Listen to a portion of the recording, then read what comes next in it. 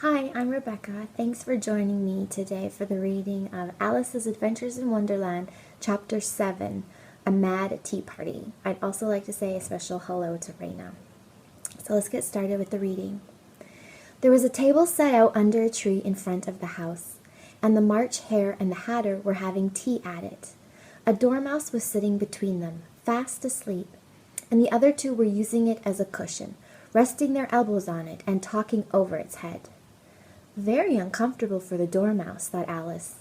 Only, as it's asleep, I suppose it doesn't mind. The table was a large one, but the three were all crowded together at one corner of it. No room! No room! They cried out when they saw Alice coming. There's plenty of room, said Alice indignantly, and she sat down in a large armchair at one end of the table. Have some wine, the March Hare said in an encouraging tone. Alice looked all round the table, but there was nothing on it but tea. I don't see any wine, she remarked. There isn't any, said the March Hare. Then it wasn't very civil of you to offer it, said Alice angrily. It wasn't very civil of you to sit down without being invited, said the March Hare. I didn't know it was your table, said Alice. It's laid for a great many more than three. Your hair wants cutting, said the Hatter. He had been looking at Alice for some time with great curiosity, and this was his first speech. You should learn not to make personal remarks, Alice said with some severity. It's very rude. The Hatter opened his eyes very wide on hearing this, but all he said was, Why is a raven like a writing desk? Come, we shall have some fun now, thought Alice. I'm glad they've begun asking riddles. I believe I can guess that, she added aloud. Do you mean that you think you can find out the answer to it? Said the March Hare. Exactly so, said Alice. Then you should say what you mean, the March Hare went on. I do, Alice hastily replied. At least, I mean what I say. That's the same thing, you know. Not the same thing a bit, said the Hatter. You might just as well say that I see what I eat is the same thing as I eat what I see. You might just as well say, added the March Hare, that I like what I get is the same thing as I get what I like. You might just as well say, added the Dormouse, who seemed to be talking in his sleep, that I breathe when I sleep is the same thing as I sleep when I breathe. It is the same thing with you, said the Hatter. And here the conversation dropped, and the party sat silent for a minute, while Alice thought over all she could remember about ravens and writing desks, which wasn't much. The Hatter was the first to break the silence. What day of the month is it? He said, turning to Alice. He had taken his watch out of his pocket and was looking at it uneasily, shaking it every now and then and holding it to his ear. Alice considered a little, and then said, the 4th. 2 days wrong, sighed the Hatter. I told you butter wouldn't suit the works, he added, looking angrily at the March Hare. It was the best butter, the March Hare meekly replied. Yes, but some crumbs must have got in as well, the Hatter grumbled. You shouldn't have put it with the bread knife. The March Hare took the watch and looked at it gloomily. Then he dipped it into his cup of tea and looked at it again. But he could think of nothing better to say than his first remark. It was the best butter, you know. Alice had been looking over his shoulder with some curiosity. What a funny watch, she remarked. It tells the day of the month and doesn't tell what o'clock it is. Why should it? Muttered the Hatter. Does your watch tell you what year it is? Of course not, Alice replied very readily. But that's because it stays the same year for such a long time together. Which is just the case with mine, said the Hatter. Alice felt dreadfully puzzled. The Hatter's remark seemed to have no sort of meaning in it, and yet it was certainly English. I don't quite understand you, she said, as politely as she could. The Dormouse is asleep again, said the Hatter, and he poured a little hot tea upon its nose. The Dormouse shook its head impatiently and said, without opening its eyes, of course, just what I was going to remark myself. Have you guessed the riddle yet? The Hatter said, turning to Alice again. No, I give it up, Alice replied. What's the answer? I haven't the slightest idea, said the Hatter. Nor I, said the March Hare. Alice sighed wearily. I think you might do something better with the time, she said, than waste it in asking riddles that have no answers. If you knew time as well as I do, said the Hatter, you wouldn't talk about wasting it. It's him. I don't know what you mean, said Alice. Of course you don't, the Hatter said, tossing his head contemptuously.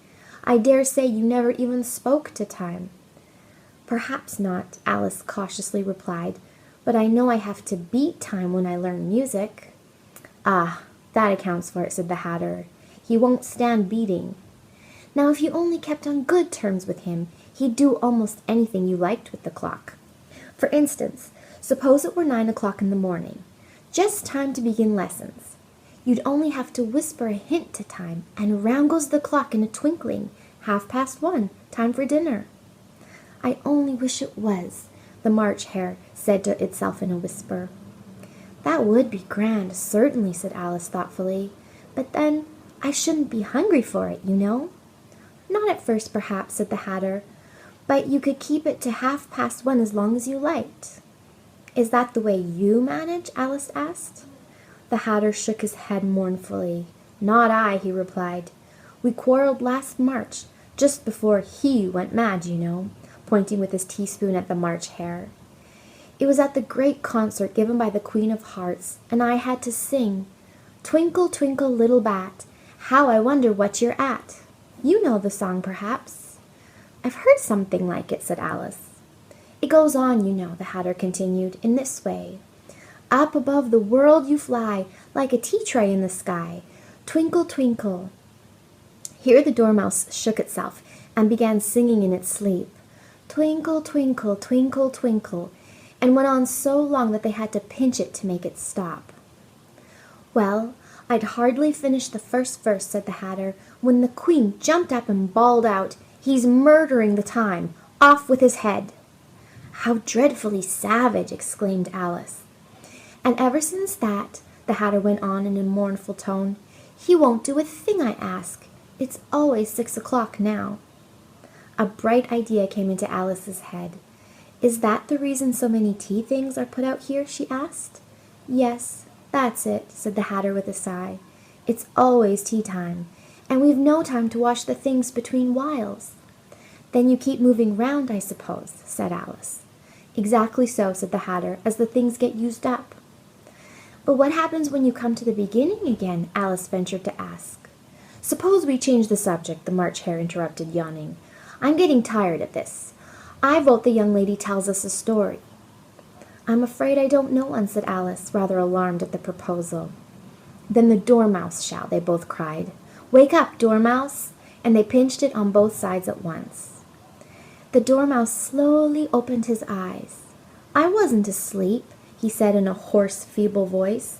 I heard every word you fellows were saying. Tell us a story, said the March Hare. Yes, please do, pleaded Alice. And be quick about it, added the Hatter, or you'll be asleep again before it's done. Once upon a time there were 3 little sisters, the Dormouse began in a great hurry, and their names were Elsie, Lacie, and Tilly, and they lived at the bottom of a well. What did they live on? Said Alice, who always took a great interest in questions of eating and drinking. They lived on treacle, said the Dormouse, after thinking a minute or two. They couldn't have done that, you know, Alice gently remarked. They'd have been ill. So they were, said the Dormouse, very ill. Alice tried to fancy to herself what such an extraordinary ways of living would be like, but it puzzled her too much, so she went on, but why did they live at the bottom of a well? Take some more tea, the March Hare said to Alice very earnestly. I have had nothing yet, Alice replied in an offended tone, so I can't take more. You mean you can't take less, said the Hatter. It's very easy to take more than nothing. Nobody asked your opinion, said Alice. Who's making personal remarks now? The Hatter asked triumphantly. Alice did not quite know what to say to this, so she helped herself to some tea and bread and butter and then turned to the Dormouse and repeated her question. Why did they live at the bottom of a well? The Dormouse again took a minute or two to think about it and then said, It was a treacle well. There's no such thing, Alice was beginning very angrily, but the Hatter and the March Hare went, Shh, shh, and the Dormouse sulkily remarked, "If you can't be civil, you'd better finish the story for yourself." "No, please go on," Alice said very humbly. "I won't interrupt again. I dare say there may be one." "One indeed," said the Dormouse indignantly. However, he consented to go on. "And so these three little sisters, they were learning to draw, you know." "What did they draw?" said Alice, quite forgetting her promise. "Treacle," said the Dormouse, without considering it all this time. "I want a clean cup," interrupted the Hatter. "Let's all move one place on." He moved on as he spoke, and the Dormouse followed him. The March Hare moved into the Dormouse's place, and Alice, rather unwillingly, took the place of the March Hare. The Hatter was the only one who got any advantage from the change, and Alice was a good deal worse off than before, as the March Hare had just upset the milk jug into his plate. Alice did not wish to offend the Dormouse again, so she began very cautiously. "But I don't understand. Where did they draw the treacle from?" "You can draw water out of a water well," said the Hatter, "so I should think you could draw treacle out of a treacle well. Eh, stupid?" "But they were in the well," Alice said to the Dormouse, not choosing to notice this last remark. "Of course they were," said the Dormouse. "Well in." This answer so confused poor Alice that she let the Dormouse go on for some time without interrupting it. "They were learning to draw," the Dormouse went on, yawning and rubbing its eyes, for it was getting very sleepy. "And they drew all manner of things, everything that begins with an M." "Why with an M?" said Alice. "Why not?" said the March Hare. Alice was silent. The Dormouse had closed its eyes by this time, and was going off into a doze, but on being pinched by the Hatter, it woke up with a little shriek and went on. "That begins with an M, such as mouse traps, and the moon, and memory, and muchness. You know you say things are much of a muchness. Did you ever see such a thing as a drawing of a muchness?" "Really, now you ask me," said Alice, very much confused. "I don't think—" "Then you shouldn't talk," said the Hatter. This piece of rudeness was more than Alice could bear. She got up in great disgust and walked off. The Dormouse fell asleep instantly, and neither of the others took the least notice of her going, although she looked back once or twice, half hoping that they would call after her. The last time she saw them, they were trying to put the Dormouse into the teapot. "At any rate, I'll never go there again," said Alice as she picked her way through the wood. "It's the stupidest tea party I ever was at in all my life." Just as she said this, she noticed that one of the trees had a door leading right into it. "That's very curious," she thought, "but everything's curious today. I think I may as well go in at once," and in she went. Once more she found herself in the long hall and close to the little glass table. "Now I'll manage better this time," she said to herself, and began by taking the little golden key and unlocking the door that led into the garden. Then she went to work nibbling at the mushroom. She had kept a piece of it in her pocket, till she was about a foot high. Then she walked down the little passage, and then she found herself at last in the beautiful garden, among the bright flower beds and the cool fountains. So that is the end of Alice's Adventures in Wonderland, Chapter 7.